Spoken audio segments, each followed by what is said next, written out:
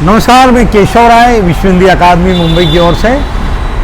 इस समय हम इन्फिनिटी मॉल के बाहर मेट्रो के नीचे खड़े हुए हैं और अभी हम एक फिल्म देखकर निकले हैं और उसी समय ये तय किया गया है कि जो प्रदीप शर्मा खुसरो, अमीर खुसरो साहब, जो 13वीं शताब्दी में जिनका जन्म हुआ 1253 में, और जो 800 वर्ष पहले कि जो महान शायर, कवि, लेखक, इतिहासकार अमीर खुसरो साहब की जो लेखनी है आज भी युवा पीढ़ी में बहुत ही लोकप्रिय है और युवा पीढ़ी उनको पढ़ रही है, समझ रही है और गुनगुना रही है रात दिन। इसी तरह से प्रदीप शर्मा अमीर खुसरो, इन्होंने करीब 3 पुस्तकें अमीर खुसरो पर लिखी हैं और करीब 5 वर्ष तक उन पर शोध भी किया है। देश में अलग अलग जहाँ जहाँ अमीर खुसरो का साहित्य था वहाँ पर जाकर रिसर्च किया है और अब अमीर खुसरो पर एक नाटक कहें या एक पात्रिक नाटक करने वाले हैं जिसका खुसरो नामा। तो आज हम उनसे बात करेंगे। प्रदीप शर्मा जी, नमस्कार केशव जी। ये जो आपने अमीर खुसरो साहब को, आप उनके साहित्य को पढ़ा, ये संक्षिप्त में बताइए आप अमीर खुसरो साहब के बारे में। आपने क्या क्या पढ़ा, अमीर खुसरो जी की विशेषता क्या है, उनका साहित्य में, लेखन में, इतिहास में। केशव जी, आपको बड़ा ताज्जुब होगा कि मैंने अपना कैरियर एक व्यंग्य चित्रकार के रूप में शुरू किया था और उस समय मैं अमीर खुसरो से उतना ही परिचित था जितना एक कोई आम आदमी होता है। लेकिन शायद पिछले जन्म से मेरा कोई उनसे रिश्ता रहा होगा कि परमात्मा ने मुझे इस सृष्टि में चुना उन पर काम करने के लिए। और मैंने जब अमीर खुसरो से मेरा संपर्क हुआ दरगाह निज़ामुद्दीन औलिया जो दिल्ली में है, वहाँ मैंने कव्वालों को अमीर खुसरो की कव्वाली गाते हुए सुना जो फारसी में थी और खड़ी बोली हिंदी में। छाप तिलक सब छीनी रे मोह से नैना मिला के, बात अधम कह दीनी रे मोह से नैना मिला के, बहुत कठिन है डगरपन गटकी, कैसे मैं भर लाऊं मदवा से मटकी, दौड़ झपट मोरी मटकी पटकी। तो ये इतने प्यारे प्यारे खड़ी बोली हिंदी के गीत जब मैंने सुने तो मैं ये सोचने लगा कि कौन ये शायर है जिसकी दरगाह पे, जिसकी मज़ार पर, जो कि देखने में शायद इस्लाम की लगती है लेकिन वहाँ मैंने सबसे ज़्यादा हिंदू धर्म के लोगों को देखा। तो वो एक आकर्षण हुआ और फिर संगीत से मेरा बचपन से बहुत लगाव रहा।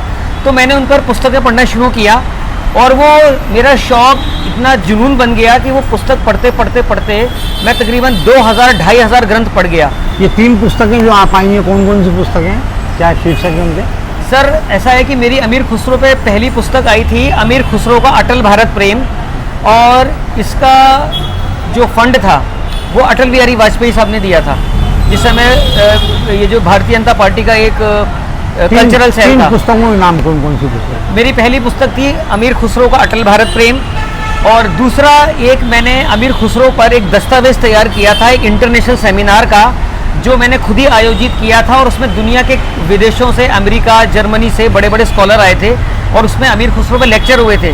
तो उन सबको एडिट करके मैंने किताब की शक्ल में छापा था और मैंने एक अमीर खुसरो अकेडमी कायम की है, वो उसके अंदर छापा गया। और तीसरी मेरी किताब अमीर खुसरो पे आई है साक्षी प्रकाशन दिल्ली से 2016 में, और इसमें मैंने पहली बार हिंदी भाषा में अमीर खुसरो पर वो दुर्लभ सामग्री, उनकी जीवनी और उनका हिंदवी और दुर्लभ फारसी काव्य प्रकाशित किया है जो आज तक हिंदी में कभी प्रकाशित ही नहीं हुआ था। अमीर खुसरो साहब ने खड़ी बोली हिंदी को बहुत बढ़ाया, वहीं से शुरुआत हिंदी की अगर कहा जाए खड़ी बोली तो अमीर खुसरो जी ने की। इसके बारे में कुछ? हाँ, देखिए ये बड़ा अच्छा सवाल आपने किया केशव जी कि अमीर खुसरो की सबसे बड़ी बात यह है कि जिस समय वो खड़ी बोली हिंदी में शायरी शुरू कर रहे थे उस समय ये भाषा बन रही थी, बनी नहीं थी, कच्ची थी, अनघड़ थी। और अमीर खुसरो की दूरदर्शिता ने ये बात जान ली थी कि भविष्य में ये भारत की, दुनिया की सबसे बड़ी भाषाओं में शामिल होगी और इसमें अरबों लोग उसमें बोलेंगे, इसको पढ़ेंगे, लिखेंगे।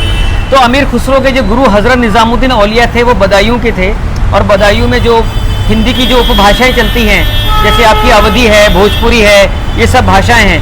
तो अमीर खुसरो हिंदी और उसकी सब उपभाषाओं के माहिर थे और उन्होंने अपने गुरु के सानिध्य में खड़ी बोली हिंदी में गीत, कव्वालियाँ, पद, छंद और तरह तरह की चीज़ें भी हिंदी साहित्य को दी, यानी नई विधाएं ईजाद की।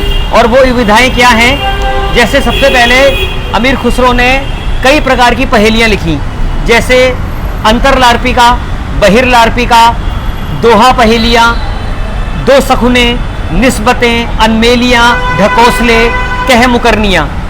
और आज भी हिंदी साहित्य का इतिहास, तकरीबन मैंने 116 हिंदी साहित्य के इतिहास पढ़े हैं, लेकिन उसमें जो सबसे मशहूर है वो रामचंद्र शुक्ल जी का हिंदी साहित्य का इतिहास है, जो सबसे ज़्यादा महत्वपूर्ण माना गया। काशी नागरी प्रचारणी सभा बनारस से वो सबसे पहली बार प्रकाशित हुआ था। उसमें रामचंद्र शुक्ल ने इस बात पर जोर दिया है कि जब हम हिंदी खड़ी बोली साहित्य का इतिहास लिखेंगे या लिख रहे हैं तो हम अमीर खुसरो के योगदान को नहीं भूल सकते कि ये वो पहला कवि है जिसने सबसे पहले हिम्मत की और इस भाषा के भविष्य को देख लिया। तो उनको हमें याद करना ही पड़ेगा अगर हम हिंदी भाषा का इतिहास लिख रहे हैं। तो मैं उनके कुछ दोहे आपको सुनाता हूँ। उन्होंने बड़े ही मनमोहक दोहे लिखे हैं। गोरी सोवे सेज पर, मुख पर डारे केस, चल खुसरो घर आपने, रैन भई चहु देश। रैन बिना जग दुखी, दुखी चंद्र बिन रैन, तुम बिन साजन मैं दुखी, दुखी दरस बिन नैन। नदी किनारे मैं खड़ी, सो पानी झिलमिल होए, पी गोरे मैं सांवरे, फिर किस बिद मिलना होए। खुसरो ऐसी भक्ति कर, जान सके ना कोई, जैसे मेहंदी पात में रंग रही दबकोए।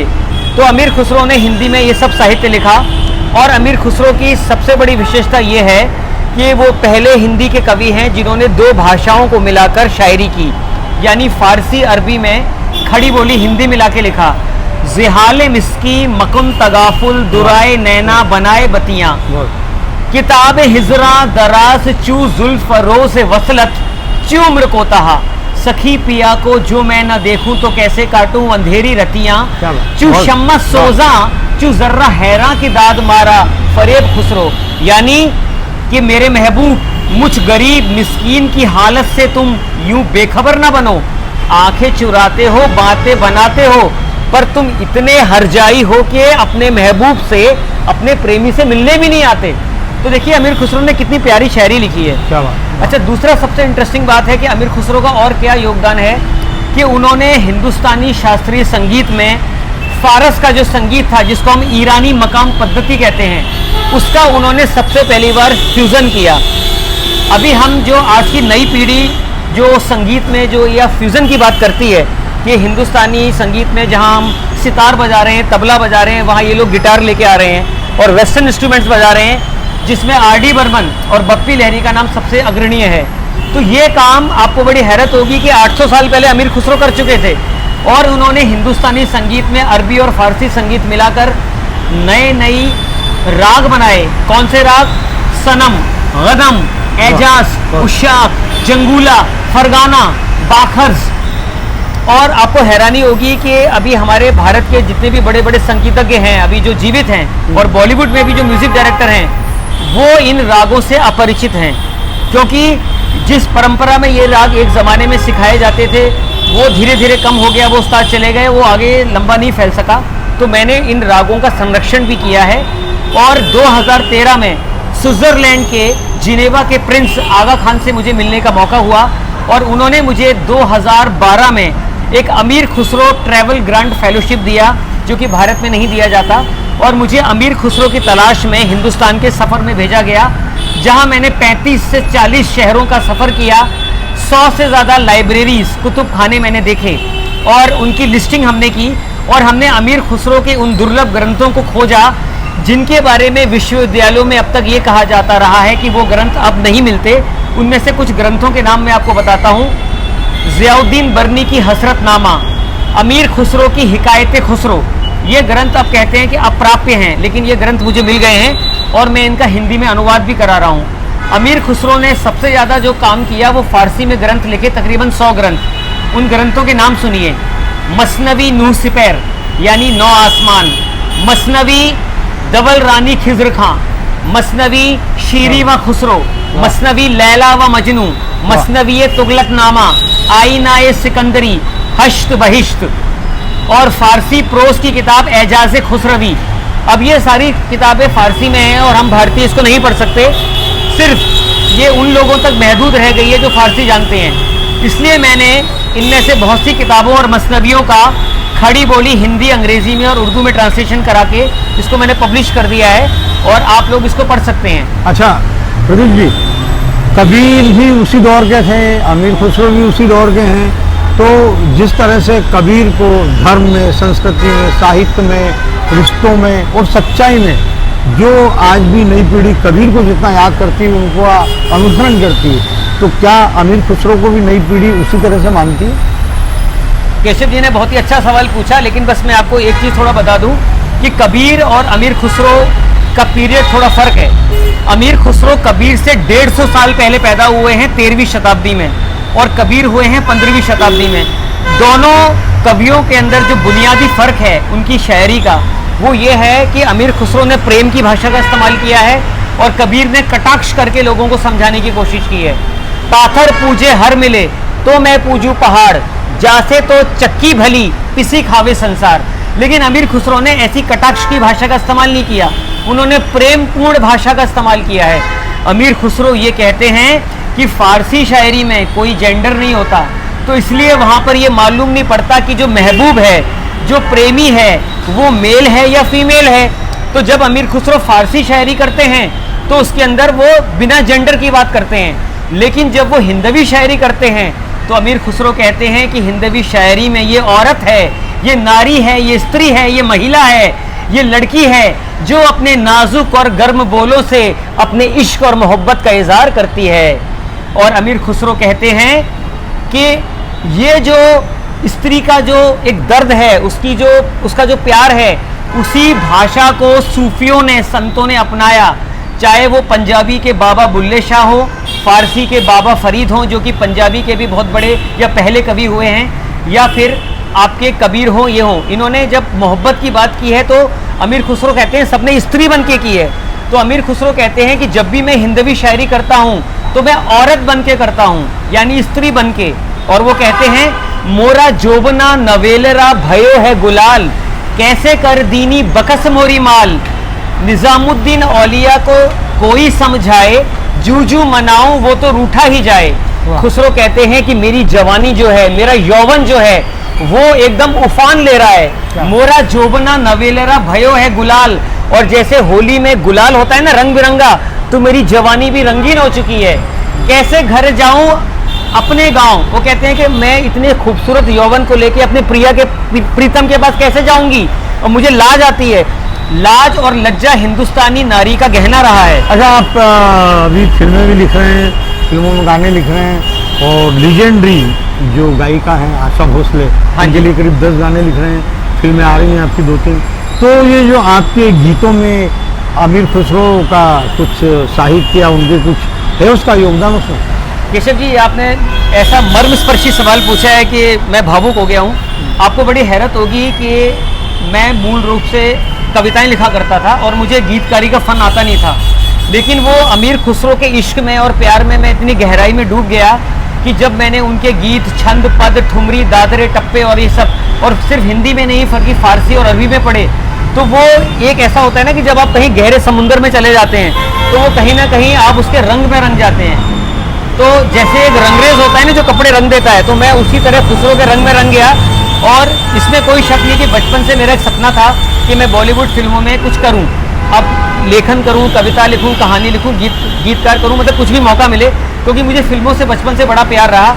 और मुझे ऐसा लगता था और लगता भी है कि सिनेमा जो है वो एक ऐसा माध्यम है जो समाज के बारे में और जो भी हमारी सोच होती है उसको आम आदमी तक बहुत ही एक सजीले रूप में पहुंचाता है। मतलब बोरिंग नहीं, अगर आप एक प्रोफेसर बन के लेक्चर देंगे तो लोग भाग जाएंगे, कोई नसीहत नहीं लेना चाहता, लेकिन मनोरंजन के बहाने अगर आप नसीहत दे देंगे तो लोग उसको एंजॉय भी करेंगे और नसीहत भी मिल जाएगी। तो सर ने सही कहा कि ये अमीर खुसरो ही मेरे गुरु हैं। जब मुझसे लोग सवाल पूछते हैं कि शायरी में, गीतकारी में मेरे गुरु कौन हैं, तो वो 13वीं शताब्दी के अमीर खुसरो हैं जिन्होंने मुझे ये गीतकारी सिखाई है, गीतकारी का फन सिखाया है। और इसमें आपको मैं हैरानी की बात बताऊं कि वो पूरा पर्शियन, अरेबिक और टर्किश कल्चर पढ़ने से, और सिर्फ अमीर खुसरो नहीं बल्कि उनके समकालीन मौलाना जलालुद्दीन रूमी, शेख सादी शिराजी, हाफिज शिराजी, उमर खय्याम, और उसके बाद मीर तकी मीर जो मिर्ज़ा गालिब के उस्ताद हैं, और गालिब, मोमिन, नज़ीर अकबराबादी, और इसके अलावा हिंदी, संस्कृत, फारसी के और अरबी के और भी भाषाओं के कवियों का लिटरेचर पढ़ने के बाद जब मैंने बॉलीवुड में लिखना शुरू किया तो मेरे जो थॉट हैं, मेरे जो ख्याल हैं, उसमें एक कुछ नयापन और कुछ अजीबोगरीब चीज़ आ गई जो कि अब नहीं होती, जो कि मतलब मेरा एक खास वो बन गया है, मिसाल बन गई है। तो मैं आपको एक एग्जांपल देता हूँ कि मुझे एक फिल्म दी, डायरेक्टर हरीश व्यास जी मेरे अच्छे मित्र हैं और इत्तेफाक से मैं उन्हीं की फिल्मों में सबसे ज़्यादा गीत लिख रहा हूँ। तो हरीश व्यास जी ने मुझे कहा कि एक फिल्म बन रही है हरिओम, और उसके अंदर हमने एक गीत लिखना है कि फिल्म की हीरोइन ज़िंदगी से बातें कर रही है। तो मुझे ये थॉट बड़ा अच्छा लगा और यहाँ भी अमीर खुसरो काम आए। तो फिर मैंने एक गीत लिखा कि ऐ मेरी ज़िंदगी तू छुपी है कहाँ, ढूंढ लाई हूँ मैं तेरे लिए ये वफा, तू कहाँ फिर रही बेखबर सी कहीं। तो जब ये हरीश जी ने गाना सुना तो हम लोग सुनिधि चौहान जी से गवाने वाले थे, लेकिन वो हरीश जी ने कहा कि ये जो इस गाने का जो म्यूज़िक है और इसका जो तस्वुर है वो आशा जी को ज़्यादा सूट करेगा, तो हम आशा जी से गवाएंगे।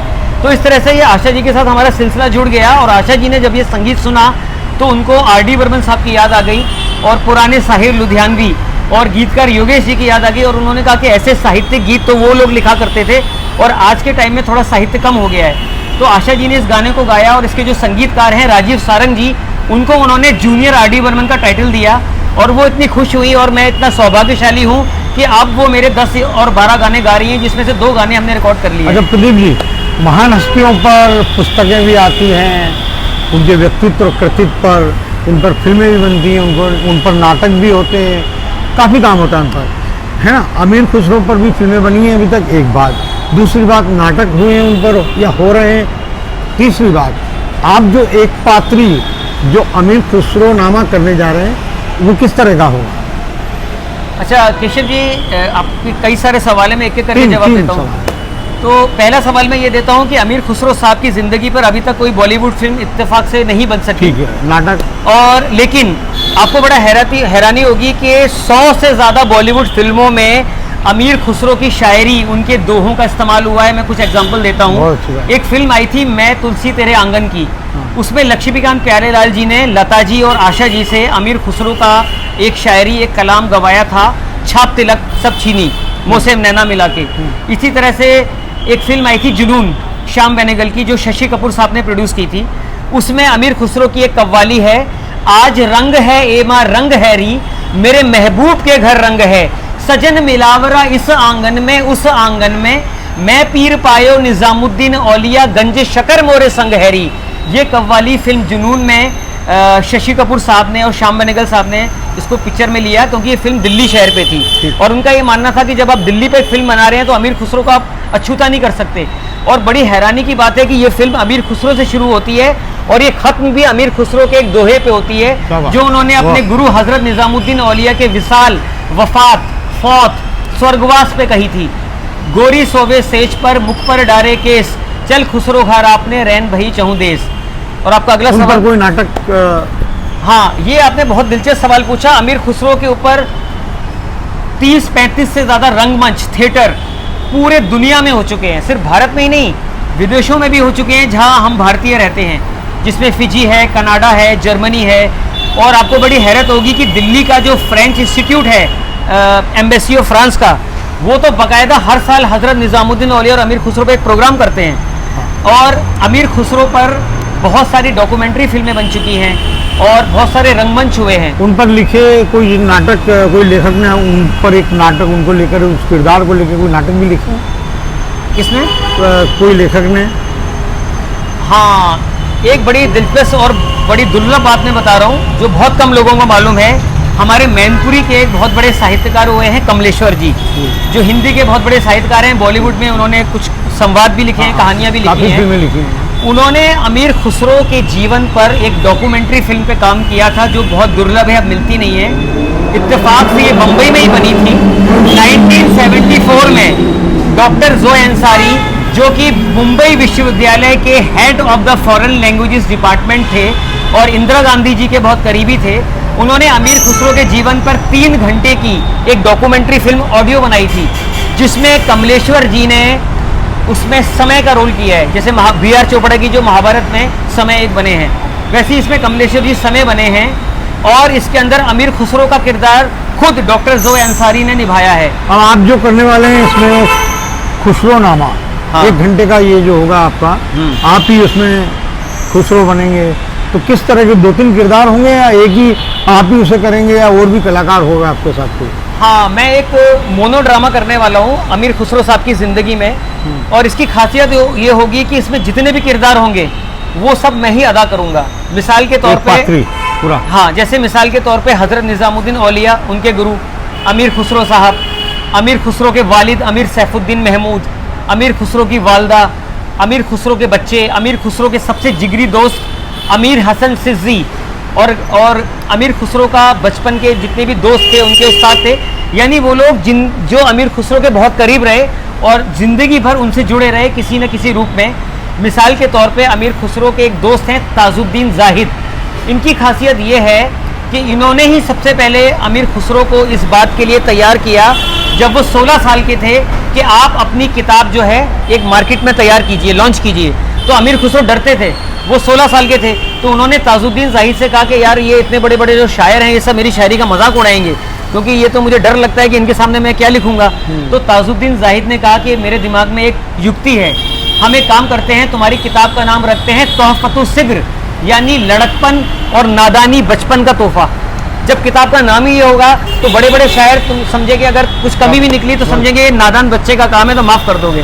तो प्रदीप जी, हमारी शुभकामनाएं आपको खुसरोनामा के लिए। अगले महीने इनका जो एक पात्री खुसरोनामा होने वाला है, निश्चित रूप से आप सभी को आमंत्रित करेंगे हम उसमें, और आप आएँ देखें। और उसके बाद देश के कई अन्य शहरों में खुसरोनामा प्रदीप शर्मा जी द्वारा अभिनीत किया जाएगा। बधाई हो, धन्यवाद।